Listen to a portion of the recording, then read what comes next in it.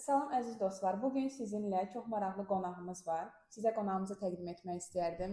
Sevinç xanım, xoş gəlmisiniz. Çünki Sevinç xanım Washington University və Pepperdine University-nin nümayəndəsidir və həmçinin Sevinç xanım da Amerikada təhsil alıb. Bu gün sizə həm universitetlər haqqında məlumat təqdim edəcək, həm də ki öz təhsil həyatından danışacaq sizlərə.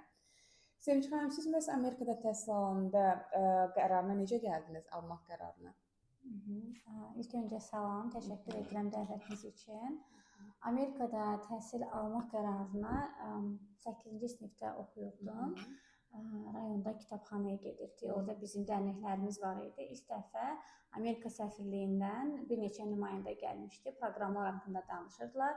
Necə ki biz indi sizlərə Amerikada təhsil, universitetlər haqqında danışırıq. O zaman heç yatsaydım yuxuma belə girməzdir ki, mən gedib Amerikada oxuya bilərəm. İlk dəfə eşitdim ki, belə bir imkan var, müraciət edirsiniz, təqaüd imkanları da var və s. Axı dedim, niyə də yox, şansımı yoxlayım və şansımı yoxladım. Keçdim, getdim Amerikaya təhsil almağa və çox şükür ki, belə oldu. Çünki çox məmnunam bundan. Bəs təhsil aldığınız müddətdə ən yadda qalan an nə olub sizdə? Yadda qalan anlar çox olub. Çünki ilk öncə mənim 16 yaşım var idi Amerikaya getdiyimdə. İlk dəfə öz doğma vətənimi, ailəmi qoyub getdiyim ölkə Amerikada idi və orada ailədə yaşayırdım. Hər şey yeni idi, insanlar, yeməklər, mədəniyyət, məktəb. Amma ən çox yadda qalan an o idi ki, mənə sual verdilər ki, sən nə istərdin? Çünki Amerikada Şükran bayramı olur, Thanksgiving. Dedilər, bayramı nə istərdin? Dedim ki, mənim uşaqlıqdan arzum var idi ki, mən pinqvini qucaqlamaq istəyirəm. Amma Azərbaycanda pinqvin yoxdur, çünki bizdə soyuq deyil, hava. Onların saxlamaq üçün şərait yoxdur. Və mənə hədiyyə olaraq ailəm 16 saat yol getdiyim maşınla Seattle, Washington ştatının Seattle şəhərində, orada zooparkda siz deməli pinqvin var imiş. Pinqvinlə mənim görüşümü təşkil eləmişdilər. Hətta mənə bir klon da vermişdilər, pinqvin klonu. O heç vaxt o anı unutmaram, çünki ilk dəfə idi ki, böyük bir arzum yerinə yetirdi, uşaqlıq bir arzum. Çox gözəl bir arzu olub əslində sizdə. Amerikada təhsil sizin həyatınızda, hal-hazırda karyeranıza necə təsir edir? Çox böyük rolu var Amerikada təhsil almağımın indiki həyatda olduğum yerdə. Çünki oraya getməsəydim, mən düşünürəm ki, mənim həyatım, karyeram, şəxsi həyatım, dost çevrəm tamam fərqli olardı.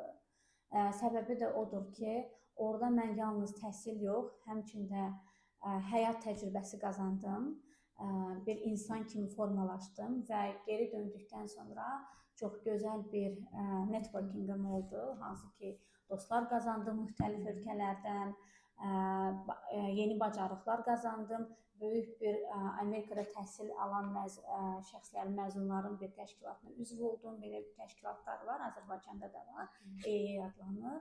Və bu mənim şəxsi və karyer həyatımda çox böyük bir rol oynadı. Mən çox şadam ki, bu qərarı verdim və getdim. Bəs bu hal-hazırda universitetlərlə işləməkdə sizə necə təsir göstərir bu?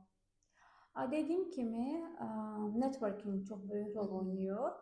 Təbii ki, hər bir işdə bacarıq mütləqdir. Amma indiki zamanda bacarıqdan başqa da mütləq şəkildə əlaqələriniz olmalıdır. Əgər bacarığınız varsa, amma əlaqələriniz yoxdursa, çox çətin olur. Və artıq mənim həm bacarığım var, təhsilim bu sahə üzrədir, mən bilirəm işimi necə görmək lazımdır. Eyni zamanda da tanıdığım insanlar kifayət qədər çoxdur, hansı ki, mənə yardımcı olurlar connection qurmağa. Ona görə də çox böyük mənə yardım olur indiki işimdə. Bəs gəlin indi belə danışaq sizinlə. Universitetlər haqqında məlumat təqdim edərdiniz bizə. İlk öncə gəlin Pepperdine Universitetindən başlayaq. Pepperdine Universitetinin digər Amerika universitetlərindən fərqlənən xüsusiyyətləri nələrdir? Pepperdine Universiteti xüsusən MBA proqramları üzrə mütəxəssisləşir. Dünyada öz sözünü demiş universitetlərdən biridir. Bizim portfolyoda elə universitetlər var ki, məsəl üçün Catholic University of America, harda ki siz müxtəlif sahələr üzrə təhsil ala bilərsiniz. Məsəl üçün bu mühəndislikdir, STEM-dir, ekonomikadır və iqtisadiyyatdır və s. və ilaxır. Amma Pepperdine Universitetində əgər siz karyeranızı sırf iqtisad üzrə aparmaq istəyirsinizsə, MBA sahəsi üzrə inkişaf etdirmək istəyirsinizsə və sözünü demiş şirkətlərdə, təşkilatlarda iş təcrübəsi qazanmaq istəyirsinizsə, bu sizin üçün gözəl bir şansdır. Çünki universitetdə təhsil aldığınız zaman universitetin xarici və yerli tələbələrə çox gözəl imkanlar yaradır iş baxımından. Siz həm oxuduğunuz zaman praktiki təcrübələr qazanırsınız və universiteti bitirdiyiniz an etibarilə universitetin böyük şirkətlərlə əlaqələri olduğu üçün sizə iş imkanları yaradır öz sahəniz üzrə. Və bu 1 ildən 3 ilə kimidir. Bəzi STEM sahəsi üzrə, STEM-ə aid olan sahələr üzrə 3 ildir, digər sahələrdə 1-2 ildir. Və bu da Pepperdine Universitetini fərqləndirir digərlərindən. Bəs beynəlxalq tələbələr üçün hansı dəstək proqramları var? Dəstək proqramları çoxdur. Universitet nəzdində çox böyük bir kampusu var. Tələbələr vaxtlarını səmərəli keçirirlər. Yalnız təhsil aldıqları zaman yox, asudə vaxtlarında səmərəli keçirməyə imkan yaradılır. Eyni zamanda da karyera departamenti var, qeyd etdiyim kimi. Tələbələr oxuduqları zaman həftə içi 20 saat, tətil zamanı 40 saat universitet daxili çalışa bilirlər və üstünlük verirlər ki, tələbələri işə götürsünlər.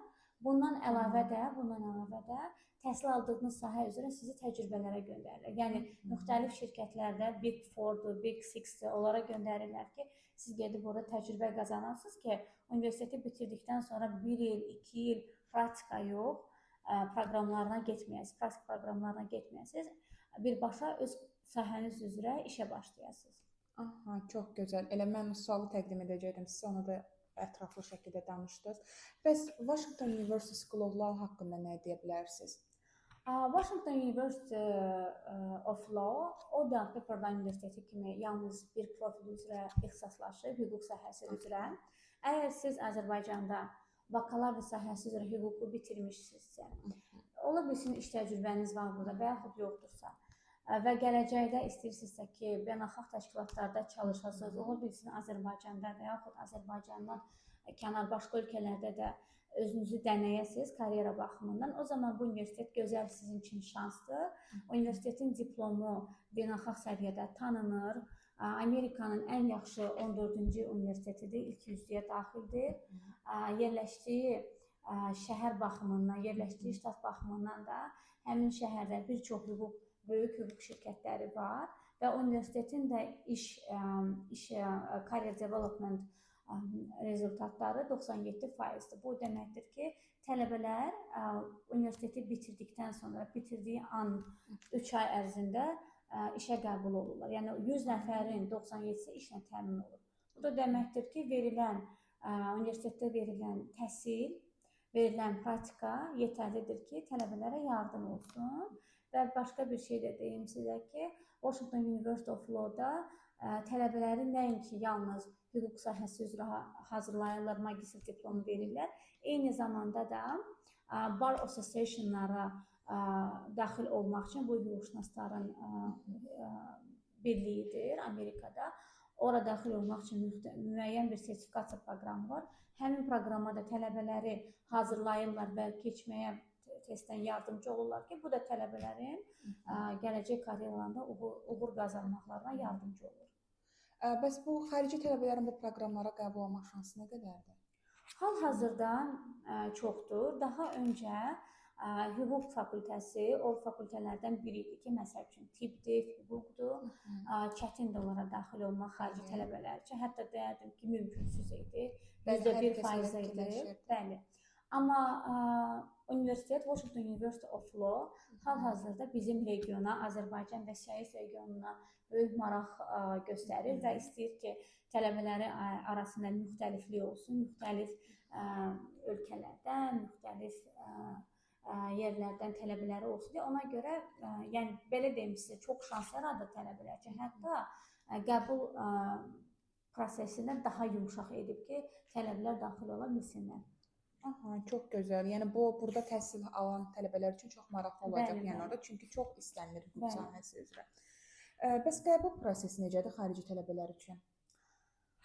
Sırf Pepperdine, Washington University of Law və bizdə hal-hazırda Bentley və Catholic Universiteti var. Pepperdine və Washington University of Law yalnız magistr sahəsi üzrədir. Amma Catholic University həm magistr, həm də bakalavr sahəsi üzrədir. Bizim vasitəmizlə müraciət etdiyinizdə, bizim sistemimizə müraciət etdiyinizdə daha rahatdır. Sizə IELTS və yaxud TOEFL lazımdır. IELTS 6.5 müəyyən vaxtı hətta 6-da qəbul olunur. GPA 2.8 və daha yuxarısı 4 üzərindən. Təbii ki, GAS Gateway-də sizin applicationınız doldurulmalıdır, essay yazırsınız, reference letter bu qədər. Yəni hüquq tələbələri LSAT imtahanına ehtiyac yoxdur və yaxud da MBA proqramında MCAT-a ehtiyac yoxdur və yaxud bəzən tələbələr sual verir ki, bakalavr üçün SAT lazımdır. Xeyr, yalnız IELTS və yaxud TOEFL və normal sizin qiymətləriniz, rekomendasiya məktubunuz, essayinizdir və applicationınızı zaten biz doldururuq, tələbələrə köməklik göstəririk. Bəs scholarship proqramları ilə bağlı nə deyə bilərsiniz? Hal-hazırda bütün dediyim universitetlər üzrə bizim təqaüd proqramlarımız var.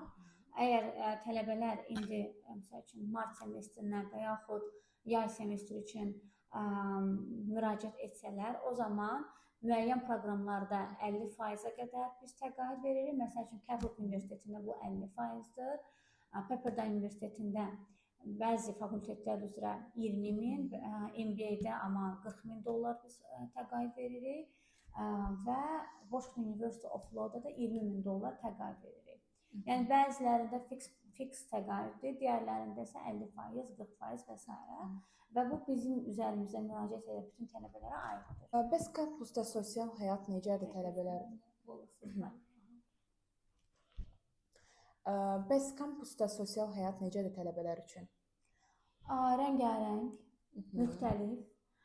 Çünki qeyd etdiyim bütün universitetlərin böyük kampusları var.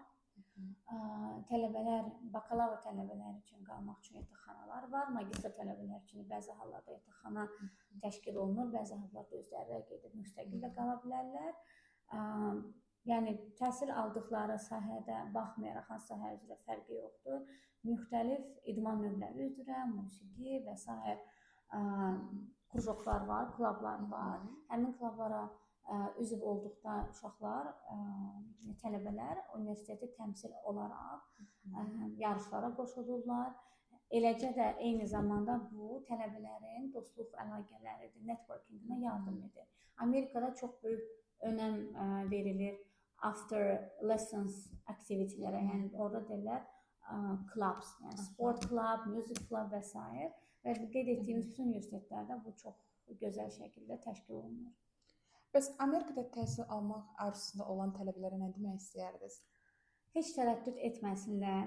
Çünki Amerikada təhsil almış bir şəxs kimi onu deyə bilərəm ki, heç bir zaman peşman olmayacaqlar. Mən Avropada da müxtəlif konferensiyalarda, təlimlərdə olmuşam, Amerikada da. Amma onu deyə bilərəm ki, Amerika tam fərqlidir.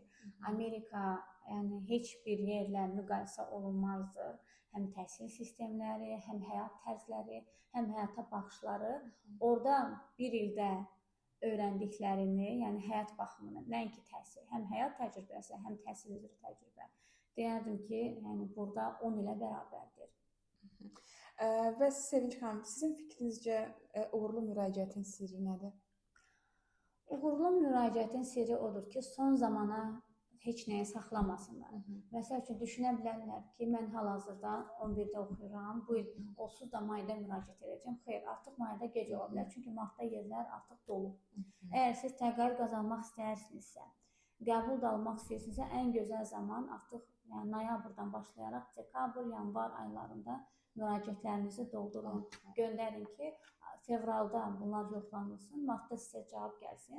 Siz də artıq qərarınızı verib universitetinizi seçəsiniz ki, heç olmasa may ayında viza müraciət edə bilərsiniz. Doğrudur, Yəni əlbəttə son ki. zamana saxlamaq olmaz. Hər kəs elə düşünür ki, bu 1 ay, 2 ay çəkən prosedurdur, Mümkün tez bir deyil, zamanda xeyr. yekunlaşır. Onları fikirləşin, amma fikirləşin ki, semestrların müddətləri də məhduddur, yerlər məhdud olduğu üçün ən tez bir zamanda müraciət etməyiniz daha sizin üçün yaxşı olacaq. Bəs Sevinç xanım, siz öz təhsil həyatınıza qayıtsaydınız, nəyi dəyişmək istəyərdiniz? Heç nəyi dəyişmək istəməzdim. İmkanım olsa daha çox vaxt qalardım, daha çox təcrübə.